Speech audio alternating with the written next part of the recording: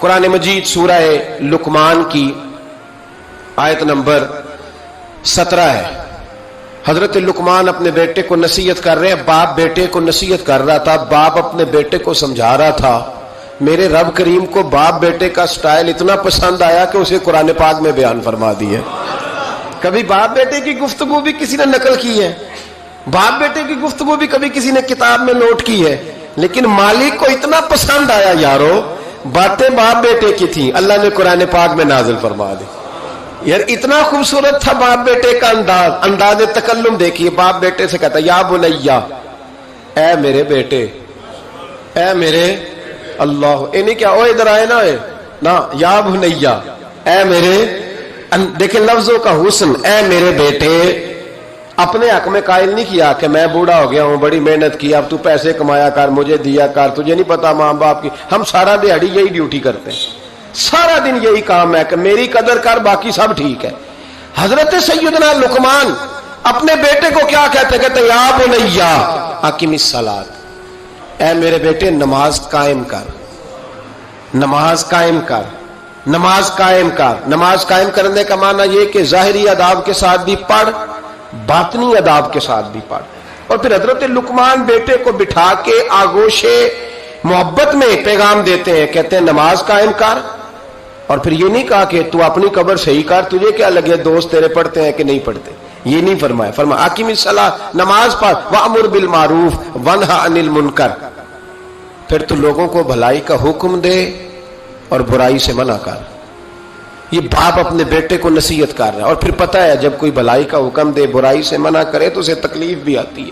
پھر اپنے بیٹے کو کہنے لگے وَاصْبِرْ عَلَىٰ مَا أَصَابَكَ، اور اس رستے میں جب تیرے اوپر کوئی مصیبت آئے تو نے صبر بھی کرنا ہے۔ نیکی کا حکم دینے اور برائی سے منع کرنے کے رستے میں جب کوئی مصیبت آئے تو بیٹے تو نے اس پر۔ اور اب باپ اپنے بیٹے کو نصیحت کرتے ہیں، کہنے لگے بیٹے یہ تو ایسے نہ سمجھا کہ نماز پڑھنا کوئی عام کام ہے، ایسے ہی نہ سمجھنا کہ لوگوں کو بھلائی کا حکم دینا کوئی عام کام ہے، یہ عام کام نہیں۔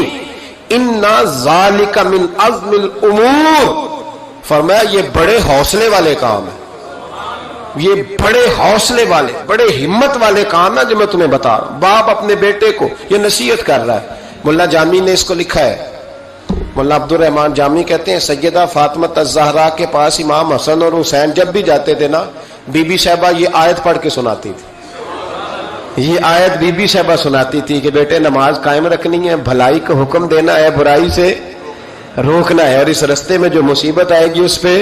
اور ان ذالک من عزم الامور، بیٹے یہ معمولی کام نہیں، یہ بڑے عزم والے کام، یہ بڑے حوصلے والے۔ ماں جب ان لفظوں میں تربیت کرے، ماں جب کہے، دیکھا نا میرے بھائی، ماں جب سچ کا درس دیتی ہے تو بچہ سچ ہی بولتا ہے۔ اور اگر اماں کہے کہ بیٹے میں بات کرنے لگی ہوں تیری دادی کو نہ پتا چلے، یہ پھپھی کے سامنے نہیں کرنی، بلکہ کئی دفعہ اماں کہے ابا آئے نا رات کو تو اس کو نہیں بتانا، اور پھر اماں ٹھیک 15 منٹ کے بعد کہ بیٹا ہمیشہ سچ ہی بولنا، تو سچ بولے گا۔ کیوں بولے؟ کیونکہ اس لیے کہ اماں نے اسے پہلے بتا دیا ہے کہ سچ یہ بات کرنی نہیں کسی سے، میں کر رہی ہوں پر تو نے کسی سے نہیں کرنی۔ تو آپ نے 3 لیکچر تو اس کو جھوٹ کے دے دیے، اب اگر آپ اسے کہیں سچ بول تو وہ بولے گا۔ آپ نے خود کہا کہ بیٹے یہ ٹیلی فون اٹھا، اس بندے کے پیسے دینے، اس فون سن، اس کو کہنا کہ میرے ابا جی فون گھر میں بھول گئے۔ پھر دروازے پہ دستک ہوئی، آپ اندر بیٹھے تھے، بچے سے کہا کہ جا کے باہر کہہ دو کہ ابا جی گھر میں موجود ہے۔ پھر آپ نے ٹھیک ہے 1 گھنٹے کے بعد اس کو سچ کا لیکچر دینا شروع کر دیا، بولے گا سچ؟ وہ بھی پھر جائے گا نا جب اپنے دوست کے گھر، تو ٹیلی فون ابا جی کا آئے گا تو دوست کو دے کے کہے گا ابا جی سے کہے کہ وہ ٹیلی فون میرے پاس بھول گیا ہے، کیونکہ یہ آپ نے پٹی پڑھائی ہوئی ہے۔ یاد رکھیں گھر کے اندر جب تک آپ کا کردار، آپ کا اخلاص، آپ کا درد، حضرت غوث پاک جیلانی پیر بعد میں بنے، عالم بعد میں، اگرچہ پیدائشی ولی تھے، لیکن غوث اعظم کہتے ہیں میں نے سبق استاد کے پاس بعد میں پڑھا، میں نے حضرت ابو سعید مخزومی کے ہاتھ پر بیعت بعد میں ہوا، خلافت بعد میں ملی، سارا کچھ بعد میں ہوا۔ پہلے دن جب گھر سے نکلا، ابا جی میرے وصال کر گئے تھے، کہتے ہیں میری ماں نے، سید زادی نے مجھے گود میں لیا اور میرا ماتھا چوم کے کہنے لگی عبد القادر ایک وعدہ میرے ساتھ کر، زندگی میں تیری زبان سے جھوٹ نہیں نکلنا چاہیے۔ تیری زبان سے جھوٹ ہے. اور غوث پاک فرماتے ہیں جب میری ماں میرے ساتھ یہ بات کر رہی تھی تو میری ماں رو رہی تھی. کبھی رو کے بھی کسی نے نصیحت کی ہے بچوں کو؟ حضرت غوث اعظم رضی اللہ تعالیٰ عنہ فرماتے ہیں مجھ پر میری ماں کی بات طاری ہو گئی میری ماں کی بات. وہ میری ماں نے آنسوؤں کے اندر لپیٹ کر جو مجھے تحفہ دیا تھا نا سچ کا، وہ میرے ذہن پر، دل پر، روح پر چھا گیا.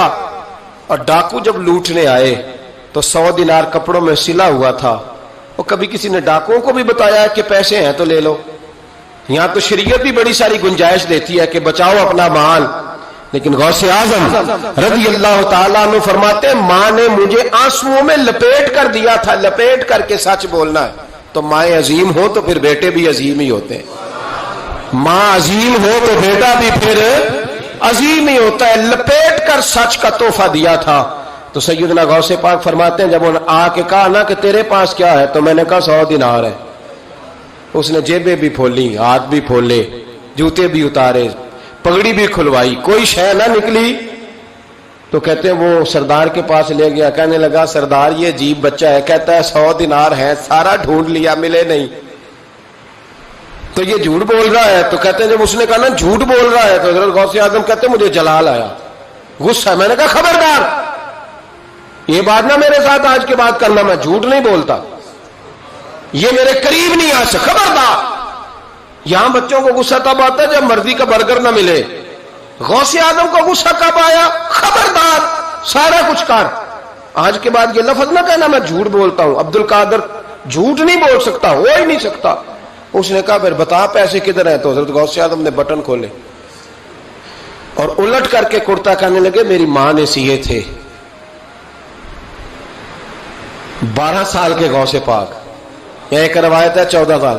یہ ہم لوگ اس کو کہانی سمجھتے ہیں، کہانی نہیں بھائی. یہ واقعہ اگر تیرے میرے سامنے ہو تو اللہ کی عزت کی قسم کھاتا ہوں میں اور آپ بھی توبہ کر دیں. کیونکہ وہ واقعہ نہیں ہو رہا تھا، وہ کیفیات تھی، وہ طاری تھا سارا کچھ اس وقت. غوث اعظم رضی اللہ تعالیٰ عنہ کا یہ پیسے 14 سال یا 12 سال عمر مبارک ہے. ڈاکو اس کا سردار کہتا مجھے 22 سال ڈاکے مارتے ہو گئے تھے، اور 14 سال کا بچہ عشق لگا سی کھیڈا کھیڈ دی. 14 سال کا بچہ غوث اعظم نے پلٹ کے دکھا یہ پیسے. تو ڈاکوؤں کا سردار کہتا ہے کہ پتہ نہیں مجھے کیا ہوا کہ بچے کے جذبات کس طرح کے ہیں، افکار کس طرح کے ہیں، خیالات کس طرح کے. کہتا کہ کہاں جا رہے ہو؟ کہا میں علم سیکھنے بغداد جا رہا ہوں. تو کہا بیٹا دنیا پیسے چھپاتی ہے، تو نے بتایا کیوں؟ تو حضرت غوث اعظم نے پیسے اتار کے پھینکے، کہنے لگے پیسے تو رکھ، میں اس لیے بتا رہا ہوں کہ ماں سے وعدہ کر کے آیا ہوں کہ سچ بولوں گا، لے پیسے تجھے دے رہا ہوں. ڈاکوؤں کا سردار کہتا ہے بچے کی اتنی عمر نہیں جتنے مجھے پاپ کرتے سال گزر گئے، پر اس بچے کا ماں سے کیا ہوا وعدہ مجھے بدل گیا. میں دوڑ کے پیچھے گیا، میں نے کہا عبد القادر مجھے بھی یار بغداد ہی لے چل. کہا وہاں کیا کرنا ہے؟ کہا جس استاد کے پاس تو آگے بیٹھ کے پڑھے گا میں اس کے پیچھے بیٹھ جایا کروں گا، چلو بڑھاپے میں بھی کو رٹا لگا کے قرآن و سنت سیکھ جاؤں گا. تو کہتے ہیں تجھے کیا ہوا؟ کہنے لگے عبد القادر تو ماں سے کیا ہوا وعدہ نہیں توڑتا، میں رب سے کیے ہوئے وعدے توڑ رہا ہوں، توبہ میری. ڈاکوؤں سے کہنے لگے جاؤ کوئی سردار اور بنا لو، مجھے تو ماں بیٹے کا رشتہ جیت گیا ہے.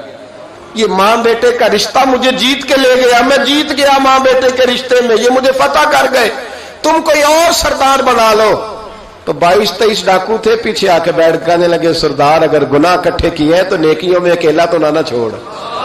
او بھائی ماں بیٹے کا رشتہ اور ماں بیٹے کی تربیت. تو 14 سال کا بچہ توبہ کرا جاتا ہے، پر مصیبت یہ ہے کہ ہم وہ مائیں تیار کرنے میں کامیاب نہیں ہو سکے. لیکن ہم نے سدا ناکام نہیں رہنا، مائیں تیار کرنی ہے. مائیں تیار یہ والا مطالبہ نا بیوی سے کرتے ہیں کہ میری بیوی فٹافٹ صحیح ہو جائے، بیٹی سے کریں یہ مطالبہ، بہن پر کریں یہ محنت. یہ والی میرے حضرت خنسا رضی اللہ تعالی عنہا، جناب خنسا حضور کی ایک صحابیہ ہیں، انہوں نے بعد میں کلمہ پڑھا. دور جاہلیت میں ان کا ایک بھائی قتل ہو گیا تھا. انہوں نے اپنے بھائی کے جانے پر، قتل ہونے پر ایک مرثیہ کہا تھا. وہ مرثیہ اتنا مشہور تھا کہ جہاں بھی پڑھا جاتا لوگ اپنا کوئی جانے والا یاد کر کے رونے لگ جا. ہمارے ہاں تو اب نعت خانوں نے رواج بنایا نا, جس کے گھر میں کوئی فوتگی ہوتی ہے اسے اور زیادہ رلاتے ہیں. میاں صاحب تو شعر لکھ گئے تھے, کوئی یہ تو نہیں انہوں نے کہا تھا کہ سارے کلاتے ہی پڑے اجے. انہوں نے تو شعر لکھا تھا نا, باپ مرے تے سر ننگا ہوندا تے پائی مرن تے کنڈ خالی تے ماما بعد محمد بخشا کون کرے رکھوالی. اب اس کو پتا ہے اس پہ روئیں گے بھی زیادہ, نوٹ بھی زیادہ دیں گے, تو ہر جگہ جا کے نا بات یہی چھیڑ دیتا ہے. اب وہ بیچارے بچے پہلے سے زیادہ روتے ہیں, تڑپتے ہیں. حالانکہ حکم یہ تھا کہ جب کسی جاؤ نا فوتگی پہ تو ان کو رلانا نہیں بلکہ ان کو حوصلہ دینا ہے. نعت خانوں کی بات ہوئی ہے تو آپ نے بڑا غور سے دیکھا ہے میری طرف, میں اور آپ بھی ایسے ہی کرتے ہیں. وہ جائیں گے نا تو پوچھیں گے یہ بچہ اس کا, یہ جو فوت ہو اس کا یہ بچہ, او ہو بیچارہ دیکھو نا چھوٹا سا تھا, اماں چلی گئی, بڑا مشکل ہے یتیموں کے لیے. تو یتیم چارہ نفسیاتی مریض بن جاتا ہے. وہ کہتا ہے بالکل چاچا صحیح کہہ رہا ہے, یتیموں کے بڑے برے حال ہوتے ہیں.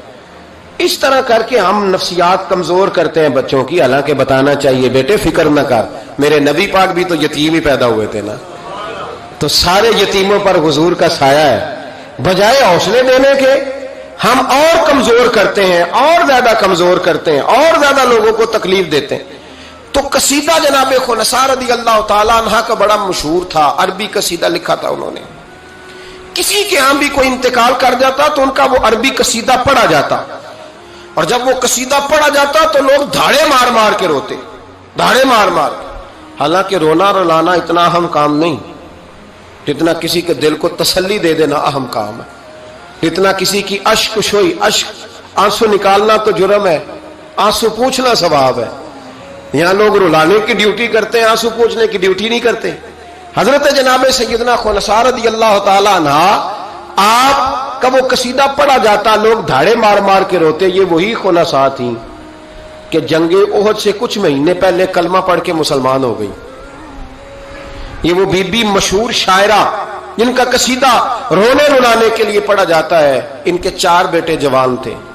احد کے لیے جب رسول رحمت صلی اللہ علیہ وسلم نے اعلان کیا نا, فوجی آئے, مائیں بہنیں بچے تیار کریں بھیجیں, تو ان کی سہیلیاں کہنے لگی کلمہ تو پڑھ گئی ہے, تیرے بچے بھی پڑھ گئے ہیں, پر تیرا سب کو پتا ہے تیرے بچے کوئی نہیں جائیں گے.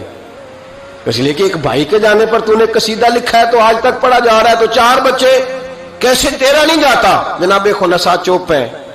جب جنگ احد کے لیے سپاہی اور مجاہد نکلنے لگے تو 4 بیٹے لے کے چوک میں آ گئی.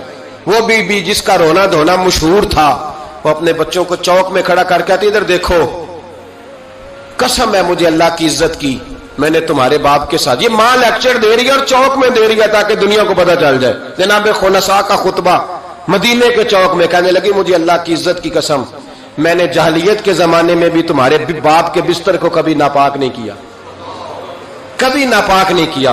میں نے طیب اور طاہر بچے پیدا کیے, اور میں نے تمہیں اپنے سینے سے اپنے وجود کی خوراک تمہیں دی, دودھ پلایا.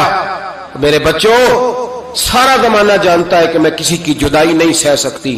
میرا بھائی گیا تھا تو میرا قصیدہ ضرب المثل بن گیا, دنیا پڑھتی ہے, پر اب سنو, اب میں مسلمان ہوں, اب میں رسول پاک کا کلمہ پڑھتی ہوں.